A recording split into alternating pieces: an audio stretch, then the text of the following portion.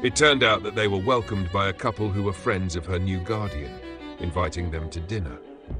The woman, in particular, proved incredibly helpful.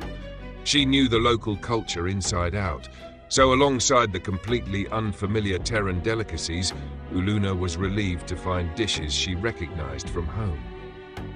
The atmosphere quickly relaxed as they sampled different foods together, comparing flavors and laughing over unexpected combinations. After a while, the woman, who introduced herself as Victoria, suggested they go for a walk. "Come on," she said with a smile. "Let's take a stroll and have a little girl talk." "I'm guessing the topic will be me," Zenobius groaned theatrically. "Just don't reveal too many embarrassing secrets, Victoria."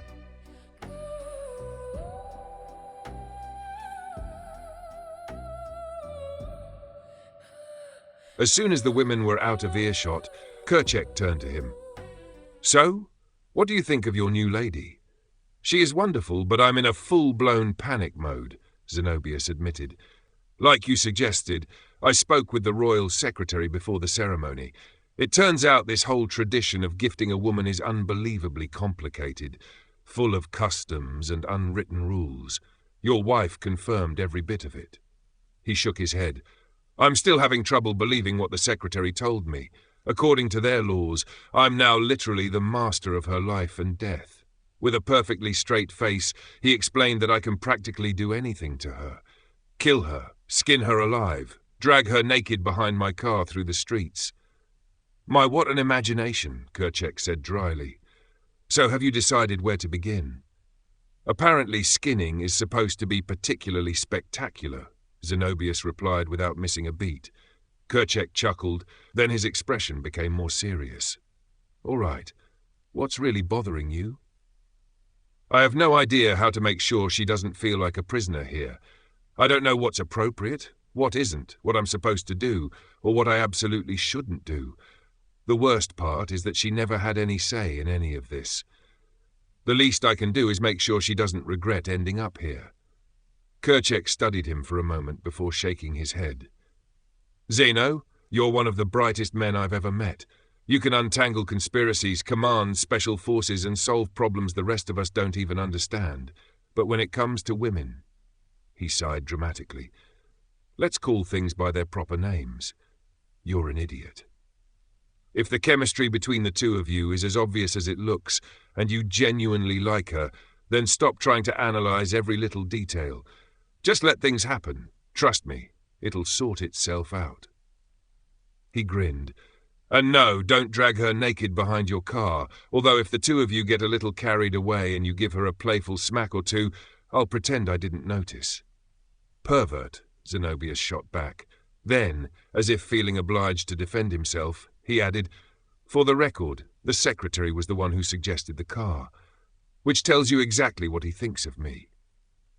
Kerchek laughed. "You're making an incredibly simple situation impossibly complicated. Enjoy being with her, and make sure she enjoys being with you." Zenobius frowned. "That poor woman was handed over to a complete stranger she'd never laid eyes on before, and you expect me to believe she somehow fell in love with him overnight?" "As far as I can tell." Kerchek shrugged. "That's exactly what happened. But if you keep overthinking everything like this, you'll end up in the friend zone before you've even started. Right now, the poor girl can't take her eyes off you." "I'm not so sure." "Of course you're not," Kerchek replied with a grin. "That's why I'm telling you." "So, my dear, what are your first impressions?" Victoria asked as they stepped into the garden. "My thoughts are still all over the place. I was so frightened, and yet everything turned out so well." After a brief hesitation, she added, "May I ask you something?" "Of course, go ahead. Do you know my guardian well? Is there something in particular you'd like to know about him?" "Everything," Uluna whispered. "You like him, don't you?" Victoria said. It sounded more like a statement than a question. Uluna nodded, slightly embarrassed. A gentle smile appeared on Victoria's face. "I understand. He's one of those infuriating people who seem to do everything well. It can be a little annoying sometimes, but since he never boasts about it and actually gets uncomfortable when people praise him, it's easy enough to forgive." She paused. There's only one thing he's hopeless at. What is it? Women. Women? Yes, he's afraid of women. What? Uluna stared at her in disbelief. A man that strong, that remarkable, is afraid of women? Terrans really are. Different. Victoria chuckled softly. You're right. He is a little unusual. But you see, my dear, this has nothing to do with strength. So remember this. If you truly care about him, you'll have to help him a little. She looked at Uluna with a knowing smile. I saw the way he looked at you today. Believe me, he won't tell you how he feels any time soon. He'll overthink everything, analyze every little detail, worry himself sick, and stay silent because he'll be afraid you don't feel the same. Uluna suddenly looked much more alive. Do you really think that he desires me? She asked quietly. He was very kind, but he kept his distance. And that's exactly what I mean. Victoria smiled. Sometimes it's easier to see things from the outside. Zenobius is a soldier. He's been through more than most people could imagine. He's seen too much. You can't tell just by looking at him, but all of it has left its mark on his soul. She paused for a moment. What he truly needs now is someone who will simply hold him. They just need a little push, Victoria thought. But it seems I wasn't wrong about them after all. After dinner, as they had agreed beforehand, Zenobius took Uluna to his apartment. He showed her the room that would be hers and explained how the various devices worked. It wasn't particularly difficult. The local civilization was highly advanced, and the Terrans stationed there used technology very similar to the natives, supplemented by only a handful of Terran conveniences. Zenobius couldn't help noticing something peculiar about Uluna's behavior. Every so often she would steal a glance at him, and whenever he addressed her directly, she would grow visibly flustered and begin stumbling over her words. Looks like Victoria really did fill her head with stories about me. She probably convinced her I'm some hopeless perfectionist, or something equally ridiculous, he thought. For the time being, however, he decided not to bring it up. Uluna had been unable to bring virtually any personal belongings with her, so she was immensely relieved to discover that her bedroom had already been furnished with everything she could possibly need. That, of course, was Victoria's doing. She also quickly realized that they would not be spending the night together. Terran customs must be different, she thought. The following morning, Uluna was awakened by the soft light of dawn spilling across her room. She opened her eyes and froze in surprise. An entire wall of her bedroom was made of glass. In a panic, she snatched up a nearby robe and wrapped herself in it before anyone outside could possibly see her. People can't live like this, she thought in dismay. She decided to find her guardian and ask if she could be moved to another place. A noise came from the adjoining room. The door was slightly ajar, so she peeked inside. Never before had she seen a man so lightly dressed. Zenobius wasn't exactly naked, but he had just stepped out of the shower with nothing on except a towel wrapped around his waist. And it had to be admitted that there was nothing ordinary about the way Zenobius looked. Dear gods. Almost without thinking, she raised a hand, driven by a sudden, nearly overwhelming urge. Only with tremendous effort did she stop herself from walking over and touching him. Zenobius noticed her obvious embarrassment, but as usual misread it completely. Looking slightly awkward himself, he apologized and reached for a bathrobe.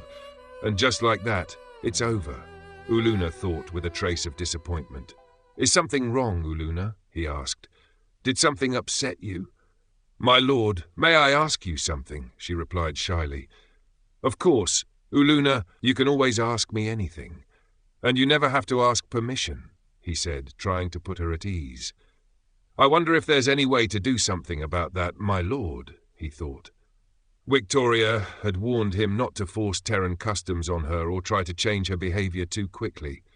Even so, that form of address bothered him more than anything else. It automatically placed a barrier between them.